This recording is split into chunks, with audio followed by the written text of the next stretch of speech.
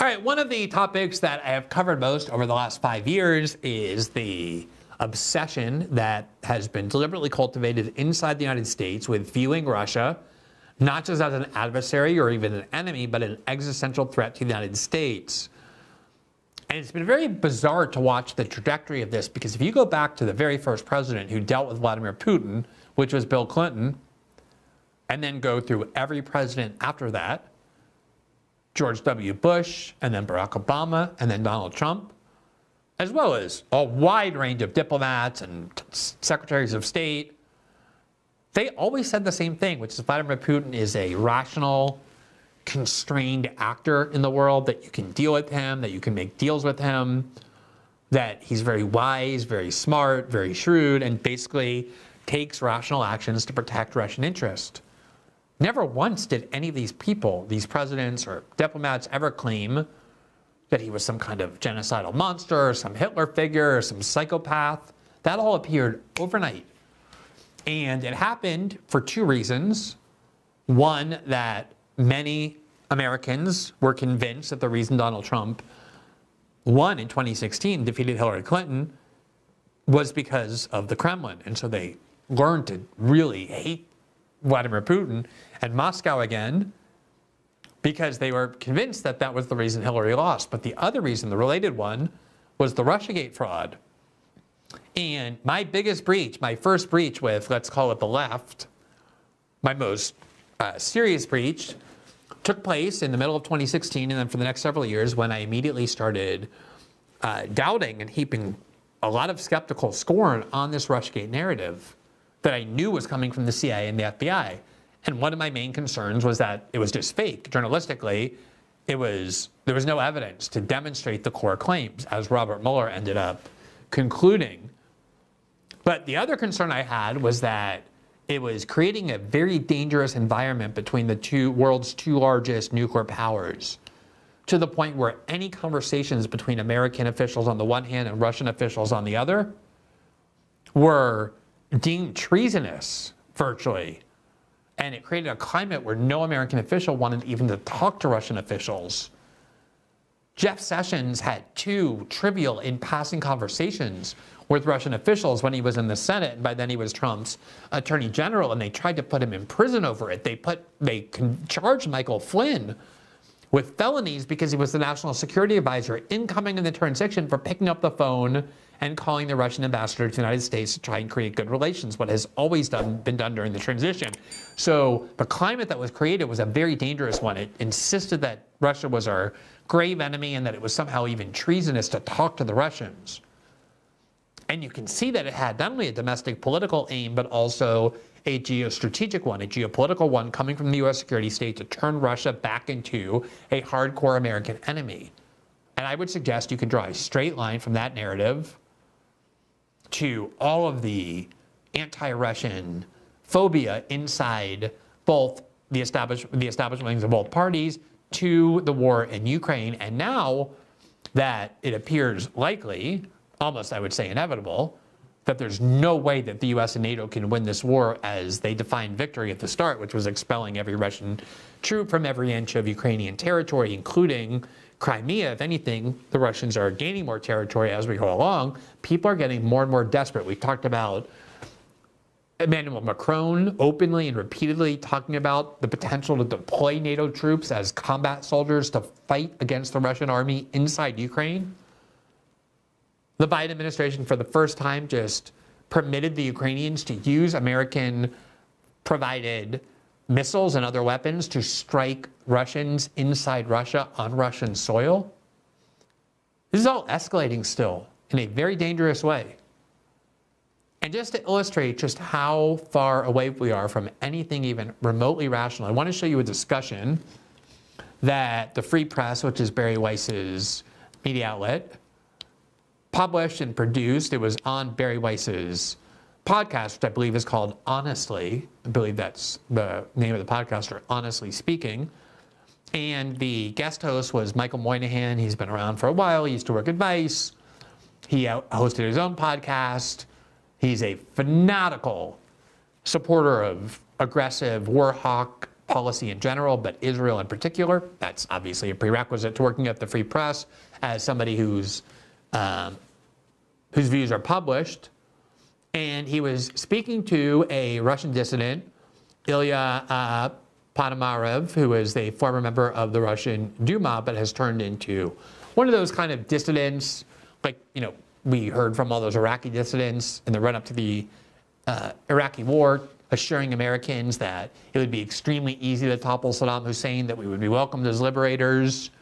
These dissidents who left, who don't speak for the people, but, you know, we hear from Iranian dissidents all the time who say the same thing. So listen to this conversation that Barry Weiss's news site promoted about how easily the United States could facilitate a coup in Russia and then how we could take Moscow. Just listen to how detached from reality, but how incredibly dangerous this is. You have a leader in Vladimir Putin who has effectively shut down all opposition media, controls the courts, the judiciary is entire. By the way, that's all true of Vladimir Zelensky as well. He has shut down opposition media. He controls the courts. Any dissent from him result in prison, as happened with the American citizen Gonzalo Lira, who died in prison. They suspended elections. Zelensky is the president of Ukraine indefinitely. But we don't talk about that because Ukraine is our ally. We only pretend to be concerned about that sort of thing when it's our enemy, which is Russia.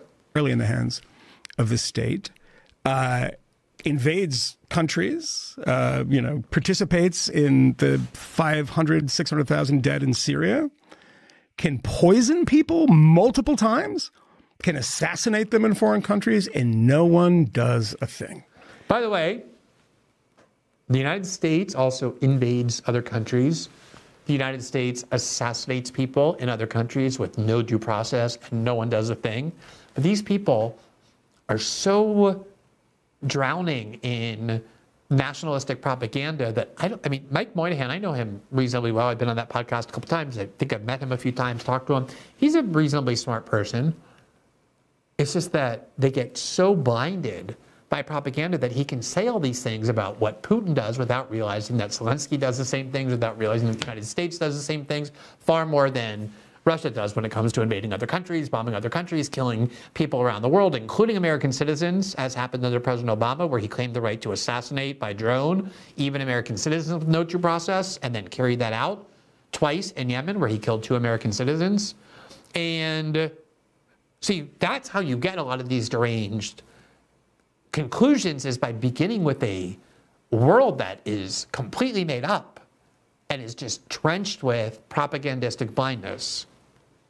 I mean, how do you dislodge a person like that when the international community kind of shrugs their shoulders and says, you know, we can supply Ukraine with weapons, but even that comes up against resistance in most Western countries? Well, you know, yes, there is a problem because many countries, and first of all is the United States, are very shy to support this Russian resistance.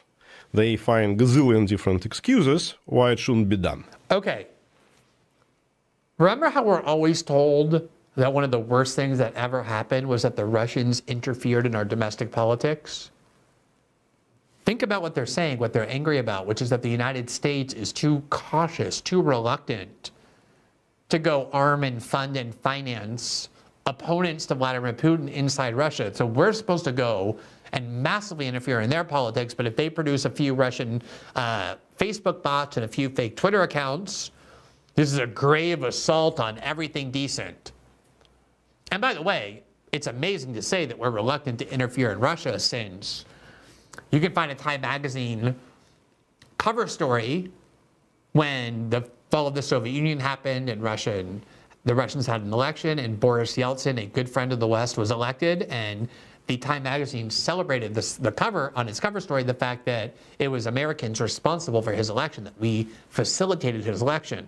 But even more recently, one of the reasons Vladimir Putin hates Hillary Clinton is because when Hillary Clinton was Secretary of State under President Obama, they openly funded opposition groups to Vladimir Putin, openly, through things like the National Endowment of Democracy, which is a fund that the United States government uses supposedly to promote democracy, as if that's our aim in the world.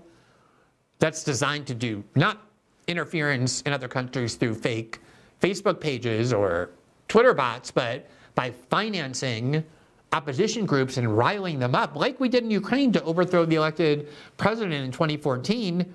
And he's complaining we don't do enough of that inside Russia, that we should be controlling and manipulating domestic Russian politics even more. But it gets so much worse.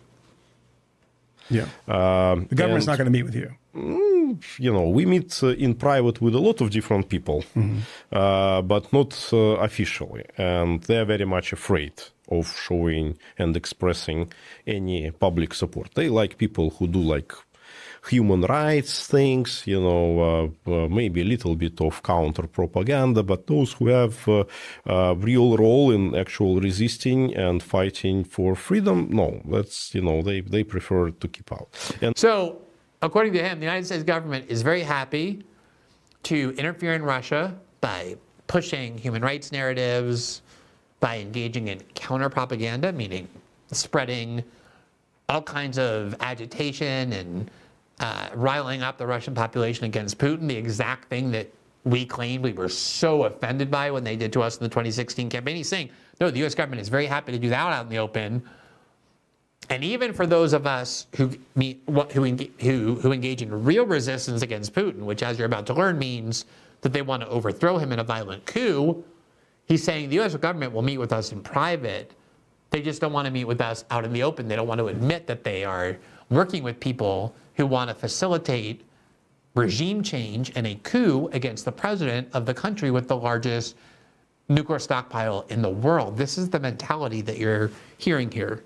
The regime is actually way more fragile than it actually looks.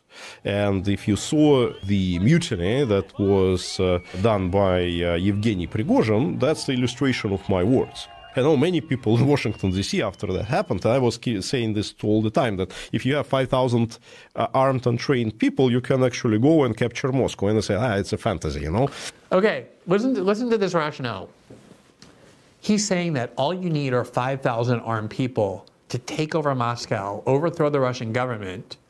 And his proof of that, his proof of theory, is what happened with the Wagner Group and Prigozhin. Now, just to remind you of what actually happened there, when Prigozhin did his little rebellion, his little insurrection, that wasn't even aimed at Putin, really, but it was aimed at the defense officials whom he had decided were constraining him in Ukraine. He had 25,000, not just armed men, but highly trained soldiers. I mean, these were people who were working for him as mercenaries who were extremely good fighters. The people under Prigozhin were the ones who had some of Russia's most important victories in Ukraine. These were hardcore fighters. And he didn't have 5,000 of them. He had 25,000 of them. And although I remember so well when it happened, pretty much every alleged Russian expert and fake Russian expert in the United States, on social media and in Europe, were acting as though this was the end of the Putin government, that this was a real coup. The Russian government crushed that in 12 hours. By the time you woke up the next morning, there was no more rebellion. There was no more insurrection. And then Prigozhin, of course, ended up dead 2 months later. I mean, they crushed it like that. I mean, it would be like saying, oh, all you need is 5,000 people to march into Washington. And all you need is 5,000 armed people. You can take over the government. You can overthrow Biden, enter the White House, seize. That's how insane that is. Russia is a major military power, even more so now than they were 2 years ago when they ended up in a proxy war with all of NATO. But this is the kind of thing we heard before the Iraq War. Oh, don't worry, you just go in. Everyone hates Saddam Hussein. The minute you're there, the whole population will turn against him. They're way more fragile than you think, and we ended up stuck there for over a decade with thousands of our own soldiers and over 1 million Iraqis ending up dying from that conflict. Again, this is what Barry Weiss's media outlet, her podcast called Honestly Speaking, is promoting. He's saying the proof that all you need is 5,000 people is what happened with Prigozhin. What happened with Prigozhin was he had 25,000 extremely well-trained fighters, and they took a Russian helicopter out of the sky. That's how sophisticated and well-armed they were. And within 12 hours, they didn't exist anymore. You are dreaming. And when they saw it, They actually called me and said, Ilya, looks like you have a proof of your concept, you know. There it is, honesty with Barry Weiss. People called him after the Prigozhin coup that lasted barely 12 hours with 5 times the number of soldiers that he says he needs to perpetrate a coup inside Moscow. And someone apparently told him this is proof of your concept, as if that coup succeeded. But I think the more important point here is that if you are a minimally sane person, the idea that you think the United States should perpetrate a coup inside Russia and overthrow the government of Vladimir Putin, and that's what Michael Moynihan was saying. He was saying, how do we get rid of this guy? What do we need to do to get rid of this guy? Obviously, the international community won't. Yeah, you know why they won't? Because it's unbelievably insane to even muse on the possibility, let alone contemplate a plan for overthrowing Vladimir Putin, in part because, again, they have the largest stockpile of nuclear weapons on the planet, but also, precisely because of that, you have no idea who would come next after Putin, who would then take over after Putin. And why would anyone want to roll the dice? As I said, Putin for 25 years has obviously been a responsible steward of the nuclear arsenal that Russia is sitting on, because there's been no use of nuclear weapons. And every president, if you go back before Biden and look at what they said about Putin and the government's position was about Putin, you'll all hear the same thing, as I said. So the fact that anybody with any kind of platform, let alone one on this Barry Weiss site, can seriously sit there and talk about how the U.S. government should be doing more to overthrow the Russian government, should overthrow Vladimir Putin in a coup that the United States openly finances, arms, and supports, is a level of insanity that is hard to describe. But I think it's such an the reason why I wanted to show you this is because you go back in the Cold War, and fear of nuclear war was a driving factor, and that's because we should fear a nuclear war. It will end the species. It will end the war. It will end the world. The United States and the Soviet Union came very close on at least 2 occasions of blowing up the entire world through their use of their nuclear arsenals. And everything the United States did in the Cold War and everything the Soviet Union did in the Cold War was about trying to ensure, whether it was through miscommunication or misperception or unintended escalation, that the countries didn't end up in a nuclear conflict unintentionally. And it succeeded, though barely. Talking about, these are like little kids playing with, like a machine gun and thinking it's funny.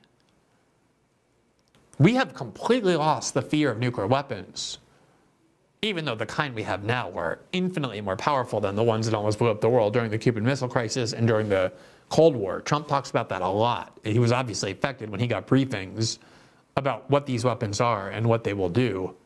Talks about that a lot. And obviously, that's, of course, true. But we are so drowning in this kind of antipathy toward Moscow and to this view that Russia is the supreme enemy, as though they're a threat to our country and to our way of life and to our government, as if it's 1957. That it's not just that people want to go to war with Russia. There are a lot of people wanting a lot more U.S. involvement in Ukraine against Russia. It's that they scoff at this point at the fear of nuclear weapons. In fact, there were articles written in places like The Atlantic trying to claim we don't need to worry about nuclear weapons. There's a survivable nuclear war. There are limits to nuclear war that would probably happen. It wouldn't destroy the entire species. We can't be blackmailed by it any longer. I mean, this conversation, though it seems like it's a kind of rational and reasonable one because the way they're talking and the platform on which they're talking is a kind of insanity that I would suggest to you is beyond dangerous and is much more pervasive in the United States than we typically realize because of how normalized it's become. Thanks for watching this clip from System Update, our live show that airs every Monday through Friday at 7 p.m. Eastern, exclusively on Rumble. You can catch the full nightly shows live or view the backlog of episodes for free on our Rumble page. You can also find full episodes the morning after they air across all major podcasting platforms, including Spotify and Apple. All the information you need is linked below. We hope to see you there.